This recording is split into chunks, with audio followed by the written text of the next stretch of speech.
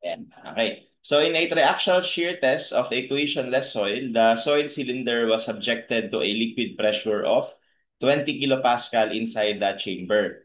It was observed that failure of the sample in shear occurred when the axial compressive stress reached 44 kilopascal.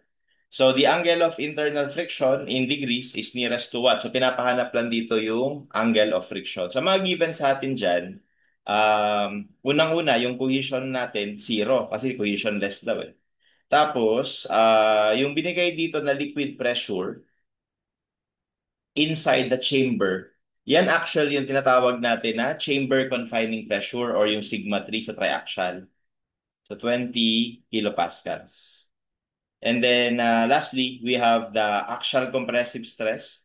So this can be confusing, no? That maybe you are thinking na sabi niya at failure, ito yung axial compressive stress. So actually, ito ay yun yung maximum axial stress or axial compressive stress na na-reach during the end of the shear test, no? Or triaxial test. Kaya yan yung sigma 1 natin. Yan yung major principal stress natin. Okay? So ngayon, pag in-interpret natin to sa Mohr circle, ang itsura lang yan ay ganito. Okay? Tapos, dahil cohesionless, yung failure envelope natin is ganito lang. Okay? And this is going to be our Mohr circle. Ayan. Okay? So ngayon, ang binigay sa atin is sigma 3. So that's this length. That is 20. And then this is your sigma 1. So 44. Okay? And from there, we would be able to calculate yung tinatawag natin na deviator stress. Okay, so to calculate the deviator stress, that is simply the difference of 44 and 20. So that gives us 24.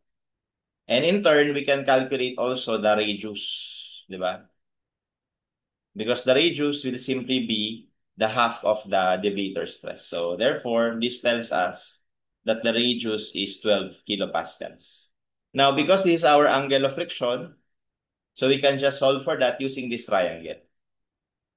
Okay, so we will use sine function. So sine of phi, because we have the opposite, yung radius, no, r, over sigma 3 plus r. Na itong length na to.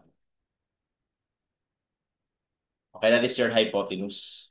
And from here, we should be able to calculate phi. So this is 12 over 20 plus 12. So therefore, phi is equal to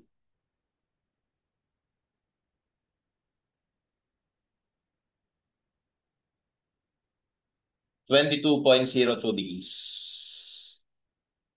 Okay, and that will be our answer. Okay, so that is letter B.